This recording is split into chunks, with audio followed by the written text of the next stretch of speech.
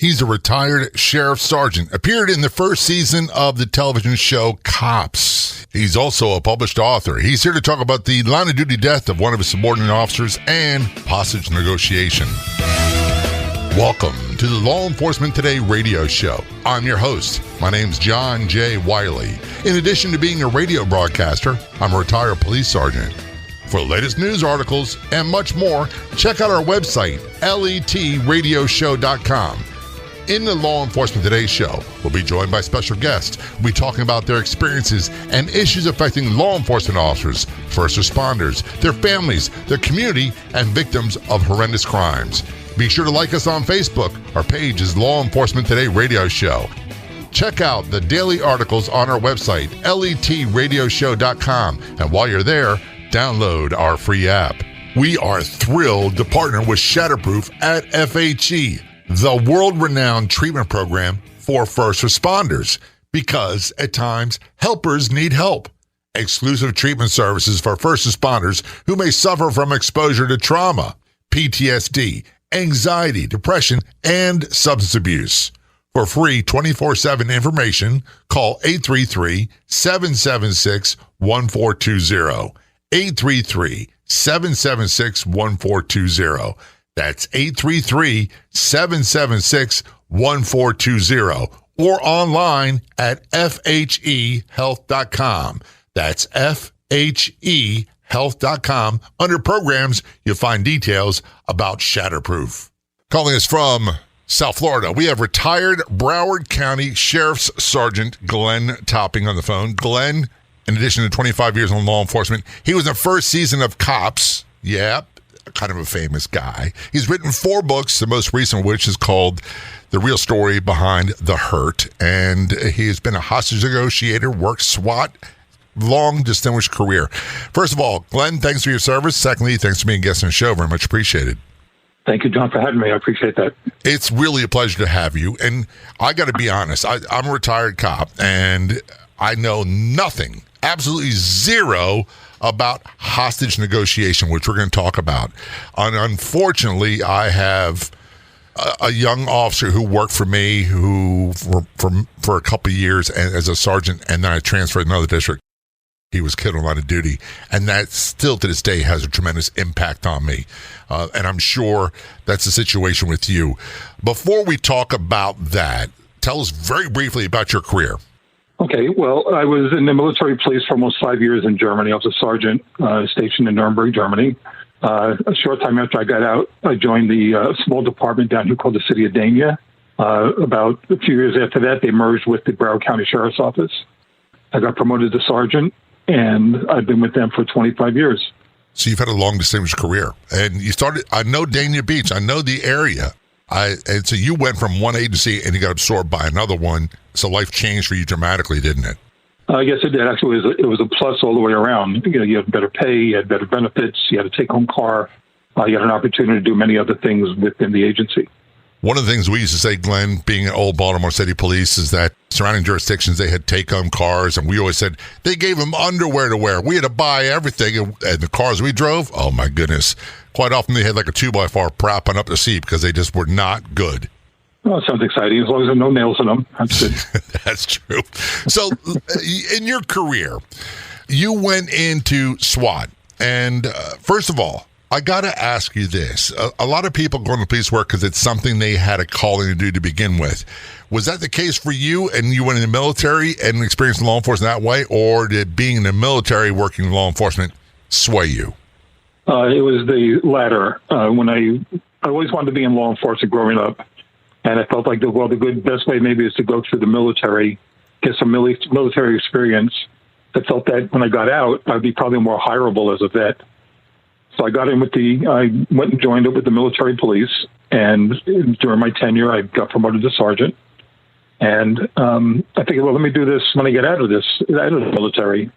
And then it was a few years after I got out that I decided to join the local PD. Well, good for you. I'm glad you did. And I suspect you're not from South Florida originally? No, I'm not. I'm from New York. I thought I heard a little bit of an accent there. That's why I said that. But you must have been here so long that most of it's gone. Well, I've been here since probably the mid-'70s, And some people tell me I still sound like I'm from Queens, New York. You do a little bit. My partner, Robert, he came here at 15 and he at Palm Beach County Sheriff's Office. He works at a law enforcement agency in the Miami area, and he still sounds like he's from Brooklyn. He says that accent will never go away, so it's part of his DNA, as he says. And he has a funny way of adding R's to words that don't have an R in them. Do you do that? I don't think I do. And nobody's ever told me if I did. I want to go to the world that I don't understand. I'm an old street cop. And when I say street cop, that's an ultimate compliment. So when I give that to someone else, it's a compliment. But one of the things I never understood is this world of hostage negotiation. And I know we had that. I came on in 1980, and SWAT was, starting what we called a QRT back there in Baltimore. But SWAT was just beginning in its infant stages. It's not what it is today. We didn't have hostage negotiation teams like we do today. All those things. And that's an element of law enforcement, I think, including myself, people really don't understand. Well, it's definitely a different part of the job that changes in a minute. How so? What part of being a hostage negotiator don't people really get? That it's not like you see on TV. Sometimes they're very long and drawn out. Sometimes you're talking to an empty home for hours on end. Sometimes you say just a simple word like, hey, why don't you just come out? And they walk out. Others want to put up a fight, whether it be a firefight or a physical fight. When I think of hostage negotiation, and granted this is Hollywood, their portrayal, I think of Dog Day Afternoon with Al Pacino, and I think of other things. And I was just watching something on BBC content, the show called Endeavor, which isn't bad. And I tend not to watch American police shows too much. I prefer the British ones. They do a better job at character development, but that's just my opinion. And one of the things they did is they had a bank robbery scene with hostages, and they showed the commanding officer out in the middle of the street with a bullhorn or megaphone talking to the people and giving them safe passage to wherever they were going. And I'm thinking to myself, I don't think that's accurate. No, it's not. You don't want to break cover to deal with somebody who you know is armed, especially on an armed, bank robbery or holding hostages. You always stay behind cover. You can use a bullhorn, you can use a telephone, or if you have a throw phone, you can use the hostage throw phone. What was your preferred way of talking to people? On the bullhorn, because they felt a little intimidated using the hostage phone, but they heard the bullhorn. Really? And I've only talked to you for a few minutes on the phone.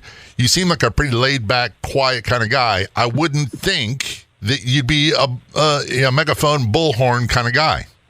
Well, I am a laid-back kind of guy. Even my wife tells me every once in a while, can blow up something right near you, and you'll go, "What was that?" The bullhorn, put your voice out there more powerful. You can talk normal, but it comes out loud. And sometimes we would throw the phone into them, and they would destroy it. So the next best thing was the bullhorn. Gotcha. I understand totally. The other thing was you said something very obvious. You don't want to break cover. Cover and concealment. I'm not a military guy. Cover was where they couldn't shoot you no matter what. Concealment, you were hidden, but you could still be gotten to.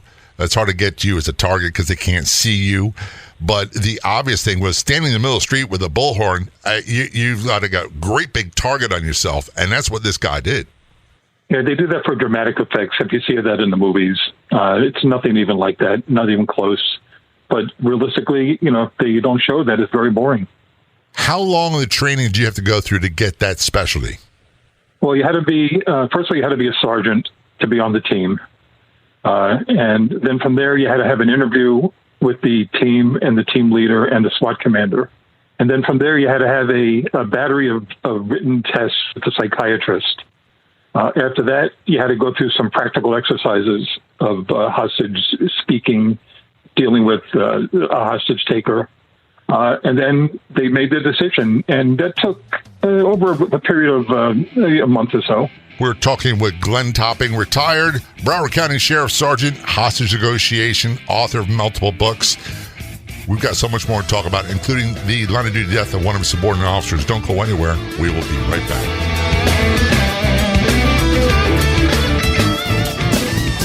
One of the most frequent questions we see is, where can I find great podcasts? Do you have any suggestions? Yes, we do. So we decided to start our own podcast network on Law Enforcement Today. That's right. You can find top podcasts about law enforcement on our website and our free app. Go to letradioshow.com, click the Be Heard tab, and there you'll find the LET Podcast Network. We'll be adding more podcasts from first responders and more. Again, to find the Law Enforcement Today Podcast Network, go to letradioshow.com and click on the Be Heard in our menu, or download our free app today at letradioshow.com. The place to be online is our Facebook page. Do a search on Facebook for Law Enforcement Today Radio Show. You'll get access to unique news articles, editorials, and so much more. That's Law Enforcement Today Radio Show on Facebook.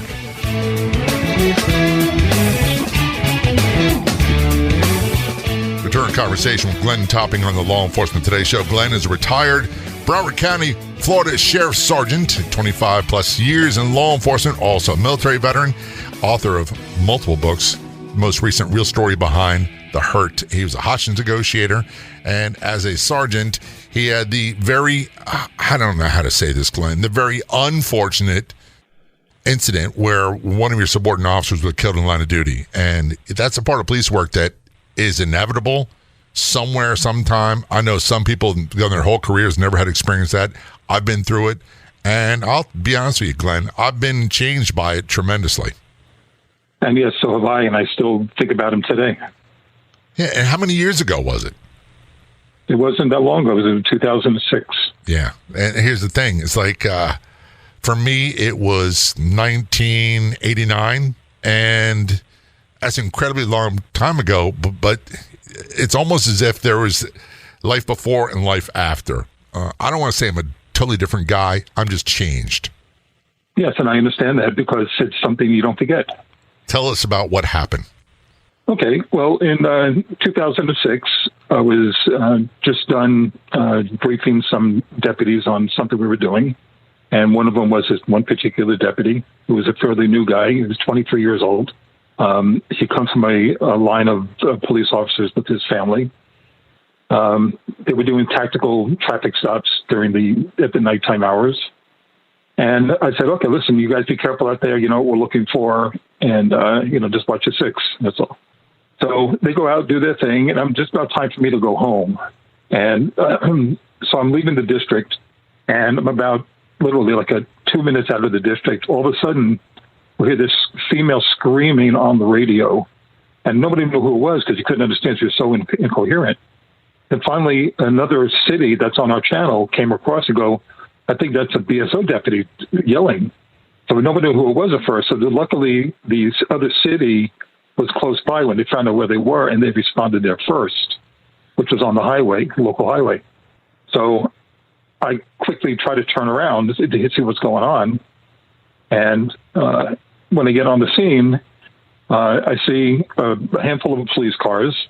I see the deputy's car, which was an unmarked car, but it had the emergency lights on it. A bunch of deputies standing around, and I go, "What's going on? What's happening? What's happening? I don't see anybody. Who's hurt?" And one of the guys grabbed me and goes, "It's Ryan." I go, "What do you mean? What about him?" "Well, he got hit by a car." I go, "What are you talking about?" "Well, where is he?" So he goes, "He's down there." And he points like about 150 feet down the road. And I go, "What the hell happened?" He goes, "Well, they were on this traffic stop, and he was standing on the driver's side talking to the driver, and his female partner was on the other side talking to a passenger, and a car coming down the road was watching the traffic stop and hits the deputy, and hits the car a little bit that they stopped and injured the other deputy, but the male deputy, Ryan, got thrown about 100 feet down the road and killed." So I go, holy cow, right? So I rode over there and I look, and unfortunately I see he's laying there dead on the road. So paramedics showed up, and I go, "Listen, if you get over there, go to the medics and get a blanket, cover him up. I don't want people looking at him." Right. So I then immediately went and talked with the female deputy. She was very shaken up. Obviously, she was screaming her head off on the radio. Paramedics looked at her and took her to the hospital to be checked out, and then we started working the scene. Now, when we have a line of duty death, on the highway, the local highway patrol did the crash report, the fatal crash report. And it turned out that the guy that hit him was not drunk. He wasn't tired. He wasn't on the phone. He was just not paying attention to what he was doing. He was watching the traffic stop as he was driving by. And like I tell everybody, your hands follow your eyes. Yes, they do. So you start staring at something, you're going to start drifting into it. And that's what happened. He hit the deputy and threw him down the road and killed him. And then he luckily pulled off. It wasn't a hit and run, luckily. Now, a short time after that, they were trying to push the move over law through in the state, that yielding law. And apparently, it took one more death for the state to pass that law. And now we have that law on the books.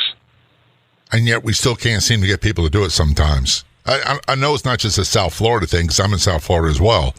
But throughout the United States, we see news reports of patrol cars, marked patrol cars, lights on, everything else getting rear-ended.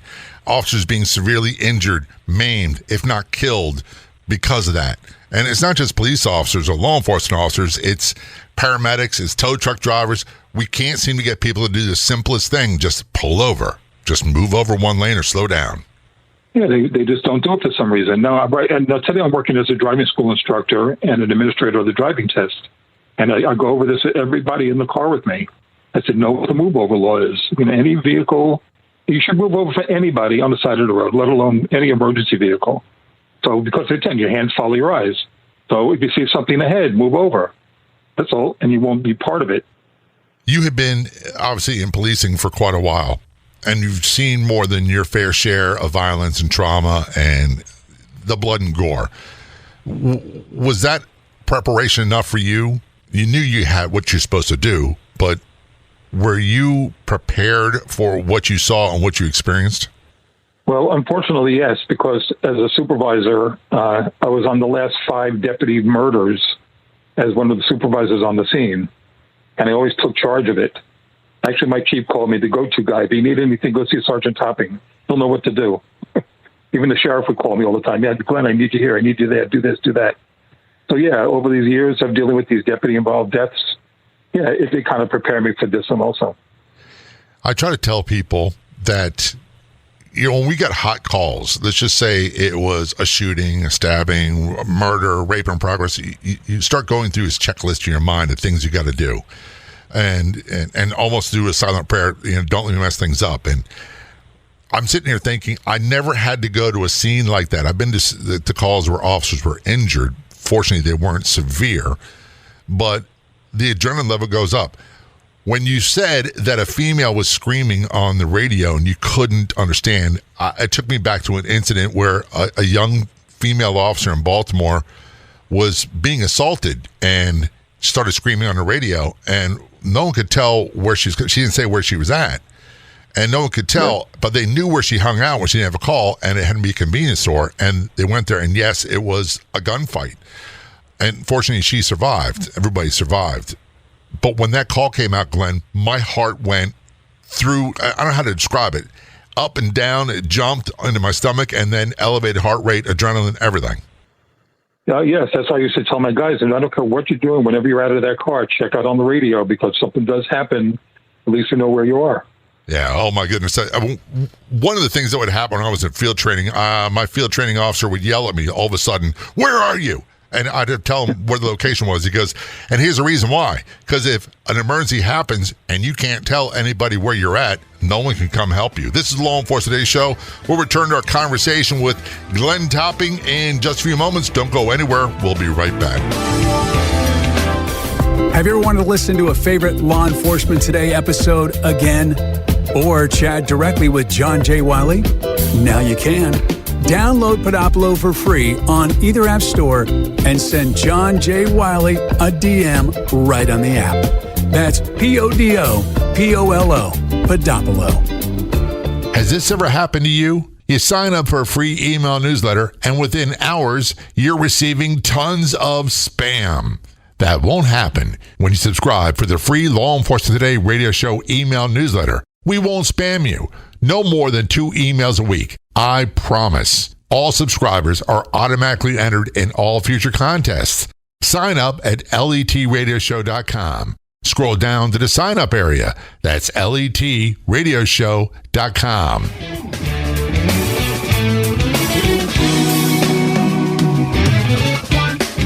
This is Law Enforcement Today's show. Return our conversation with Glenn Topping, retired Broward County Sheriff Sergeant, more than 25 years in law enforcement, and he's written multiple books, 4 books, I believe it is. The most recent, Real Story Behind the Hurt. Glenn, before we went to break, you're talking about this tragic line-of-duty death where one of your officers, Ryan, was struck by a vehicle and killed, and his partner survived. Number one, how is she physically? Is she okay? Oh, yeah, she's fine today. She's still with the agency and doing what she's doing. Well, tell her I said thank you, and for everybody there, yourself included. I'm sorry that you all had to go through that. Same with his family as well. We talked earlier, Glenn, and there's no way of sugarcoating this, that when officers are killed, as a sergeant, my responsibility was to make sure they're okay, they have the tools they need to do their job, and secondly, to make sure they do their job and the citizens get the best service possible. So you're balancing both worlds, and I'm sure it's the same for you. But as a sergeant, when my friend, my coworker was killed, was murdered, I felt, even though I wasn't working there anymore, I transferred a couple months before that, I felt like I let him down, like I did something wrong. Was that the case for you?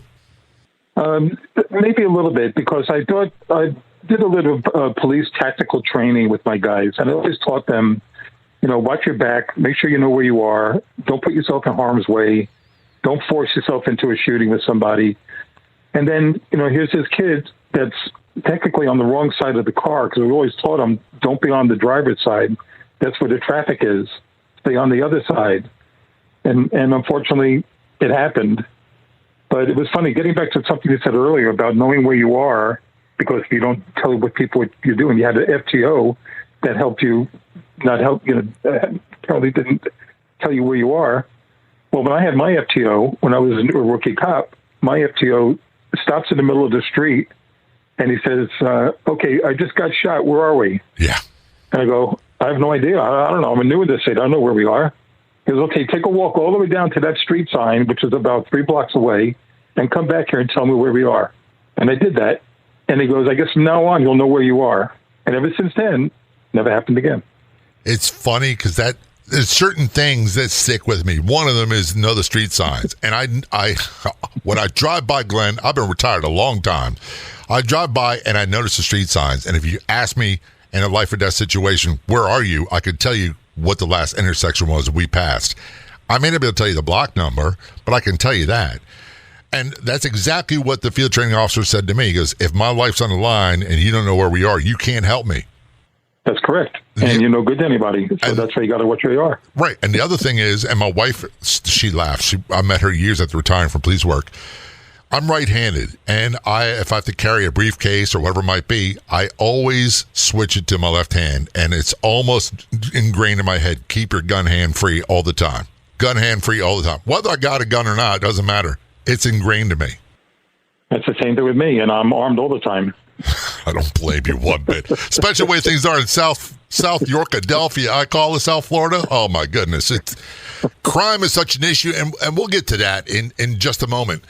You had the extreme misfortune of this young officer, Ryan, being killed, having to handle that, and also transition with another agency taking over the investigation. I'd imagine that'd be difficult because you'd want to make sure it's done right. Well, yes, but that's really above my pay grade. That would be the traffic homicide guys. Even if we did our own investigation, that would be them, not me. But they give it to the other agencies, so they know there's no funny business in anything. Yeah, I totally understand that. What I was getting at is, I don't want to say I'm a control freak because I'm really not.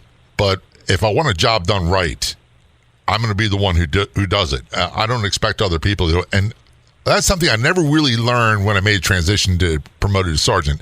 Giving up from being a proactive cop to a supervisor. That's a tough transition.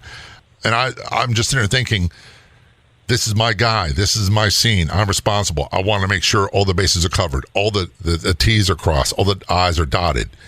And having someone else take it over, even though I trust them, it would be difficult for me to do Did you find it to be difficult for you? No, because I was always a very hands-on deputy, and then when I got promoted, I was more hands-on as a sergeant. Because you're right, it's your scene, you're in charge, and even if the detectives are on the scene, so what? You're still supervising the scene to make sure that, like I said, all the I's are dotted and the T's are crossed, because if not, they can come looking for you. So I always took care of my guys. I always put them ahead of me. I made sure they had all the tools they needed to do the scene or stay on the scene. I talked to all the bosses. I was always in contact with everybody. And they knew that they had to talk to me if they wanted the right information. So you had the extreme misfortune doing this, and also you're known as the go-to guy for officer-involved shootings when officers are killed. So this wasn't your first time doing this. Have you found that aspect of law enforcement has impacted you more than other people realize? It probably have, because I was on so many other scenes where deputies were shot and killed and shot and injured, that it's just like you just know what to do. Everything came very easy for me in that part of the job. I never had to think about what I had to do. I just did it, and I never got questioned from any of my bosses, and it worked out fine for me. How about after? After, well, it was tough dealing with it for a while, because you look at that empty seat of roll call and you say, just last week it was occupied. Then you'd have maybe set up some kind of memorial down the road. They did put a memorial plaque on I think it was on 595 down here for Ryan. And it was unfortunately, my mom was very sick at the time, and when at Ryan's funeral, my mom had died that night before. And I say, well, should I go steal my mother, or should I deal with this deputy's funeral? I said, well, my mom's going to be here for another day or two, so let me go to the funeral. So I was at the funeral, Ryan, and the sheriff walks up to me, and he knew about my mom passing away the night before. And he says, Glenn, what are you doing here? I go, what do you mean, my dear? One of my guys, I'm here for his funeral. Your mom passed away last night. Why aren't you over there? I go, I'll be there. I'll go there later. Don't worry about it. But I only get one funeral, and this is the one right now. So that's why I dealt with it. One of the things you said earlier, and the truth is, I got used to not carrying a gun after retiring from police work. It took a while, but Sandy Hook changed me. And ever since then, I've gotten the paperwork, I've done the yearly qualifications, all that sort of stuff. I never leave the house without being armed, because I've just been in too much stuff. And you said you're always armed when you leave the house. Is that, how would you describe it? If someone goes, is that a little overreaction? No, it's not an overreaction. After being between the military police and civilian police over 30 years in law enforcement, it became like your third arm. You felt weird without it. I never, most people don't know I have it. I don't advertise it. So, but in today's world, you can be anywhere at any time, and somebody's going to pop off, and you want to be ready. Yeah, that's exactly it. I'm not an advertiser. You wouldn't know. I jokingly tell people there's a reason why I wear cargo shorts everywhere. I'm in South Florida like you. I never was a shorts kind of guy till I came down here, and it took several years. But when I'm wearing cargo shorts with these big pockets on the side, I can guarantee you there's a gun in one of those pockets. But here's the thing. People, and I don't know how to describe this, Glenn, so I'll just put it out there. When I came into police work, I had never touched a pistol before. I never knew the first thing about them. I'm not a gun nut. I'm not a ballistics expert. I'm not a collector. I'm not any stuff. But there's a reason why I carry one, and that is for self-preservation and preserving someone else's life. This is Law Enforcement Today's show. We're going to take a short break, return to our conversation with Glenn Topping. Don't go anywhere. We'll be right back.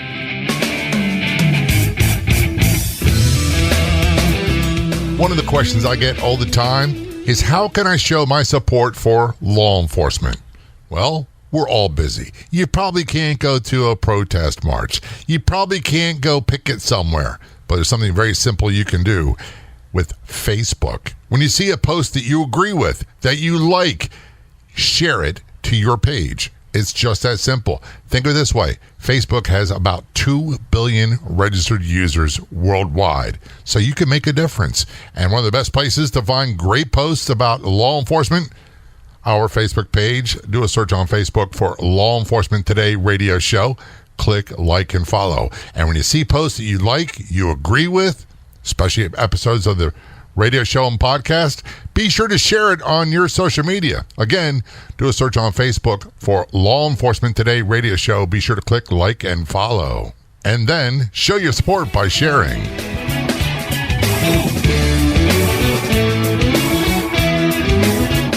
Return to conversation with Glenn Topping on the Law Enforcement Today Show. Glenn is a retired Sheriff Sergeant from Broward County, Florida Sheriff's Department. By the way, if you don't know where that is, that would be Fort Lauderdale area. You've got Miami, you got Broward County, then you have Palm Beach County. So it's South Florida. And yes, it's a busy area. Lots of crime, lots of violence, and he's been through it. 25 plus years in law enforcement. He's the author of 4 books. Most recently called Real Story Behind the Hurt. We'll talk about that in a few moments. And part of his career was the early days of the television series Cops. You were on that. How long were you on the job before that became part of your daily life? Well, I was on the job for about 5 years before the show started in 1989. So you're on long enough to have that aversion towards cameras and the media and news and all that, people, right? Yes, the cameras weren't really around at the time. You'd like to see today, the cell phone cameras or the body cams. The only camera that was around was the camera from the cameraman on the show. And just take me back to how this became a thing for you, where they said, oh, by the way, hey, Glenn, we got this guy for this new show called Cops. He's going to be filming you. He's going to be riding with you, be working with you. Just go about your daily thing and act normal, right? That's pretty much on point. Yeah, I was called into the chief's office, and I see this guy in a suit, and I'm thinking, oh, what did I do? And I go, well, this guy is a producer with this new TV show called Cops. I go, what is that? He said, well, they film you during this shift, and you just go about your business, and that's the show. And they go, I think you'd be good at it because you're very aggressive and progressive, not a supervisor, but a deputy on the road. So I got picked to be on the show. What went through your mind when they said that? Well, I thought it would be fun. I mean, I'm not a glory hound, or I'm not a guy that's looking to be on in the camera all the time. But it seemed like a new thing. It seemed like fun. So I said, all right, let's do it. So how long did they film before the first episode aired where you were featured? Well, they stayed with me in the car for about almost a week, I think, on and off, because they would go other places and come back to me and film more. And it was about maybe 2 weeks after they filmed the first part that I was on. Were you in a relationship at that time? Yes. Here's the question I got for you, Glenn. Number one, how do you go home and tell your spouse, oh, by the way, I'm going to be on television. Don't worry, it's all good. And then, did they watch it with you? Well, she knew that I was going to be on the show. She thought it was kind of cool. Yeah, she had no problem with it. I told her what it was all about. And even to the point where we went out to dinner and people come up to you and go, listen, were you on Cops last night? Can I get your autograph? I go, autograph? What are you talking about? Let me practice trying to sign my name. I can't do it even still. Here's the thing. I've had Joe Kenda on a show a couple times, a couple other people that are in television that were in law enforcement. And one of the things that Joe said is the first time my wife was watching the show with me, because he was like me, and I'm going to ask you this question in a moment. He didn't talk to his spouse, his wife, about what happened. He didn't want her to worry, to even be more worried what's going on. And he said when the show was on, he looked out of the corner of his eye. She wasn't watching the show. She was looking at him for a reaction, going, did you really do this stuff? Was that what it was like? And so I'm trying to imagine, what was it like for you and the missus to watch yourself on Cops? Was she kind of blown away? Well, she thought it was funny because sometimes I'd come across as something that got me in trouble down the road. And she goes, how do you say that? And how do you say that on TV like that? I go, no, don't worry about it. There's nothing. I have a very dry sense of humor. And sometimes it would come across to the point where it got me in trouble with some of the bosses later on. But she had no problem. She thought it was funny. She thought it was a good time. You strike me as the kind of guy that you use sarcasm as a second language. Am I correct? Yeah, most of the time I do. My nickname in the Army was the Joker. Gotcha. So I got a good friend that's like that. And when he's sarcastic, I just start laughing. I can't help it because I sit there and think, man, I wish I could remember stuff like that, witty things like that to say, because I'm not that guy. One of the things that you said, and I never was a troublemaker in police work. I got called into internal affairs quite often. One of the number one things in Baltimore, when you arrested a drug dealer, the drug attorneys, we called them, would say, make a complaint against the officer for discourtesy and excessive force. And they were all unfounded. However, we were practiced and trained in something we call verbal judo. When you said, how can you talk like that? Because that's not, we would talk in a way sometimes to get people off their game, to make use of force not an option. Sometimes you involve colorful language. Oftentimes it was perceived as rude. And yet I still got complaints, and they were all unfounded. Was that the case for you? Yes, we had the verbal judo training also, and sometimes you had to use foul language to get through to people. I was always the calming guy on the scene. That's what I think got me into the hostage team. With the verbal judo, foul language, whatever you had to use to get through to the person worked. We didn't use one or the other more than the other. And there you are in the street with some cover. Unlike the television show, you got some cover, you got the bullhorn. Did you use colorful language then when everybody could hear it? It's being broadcast?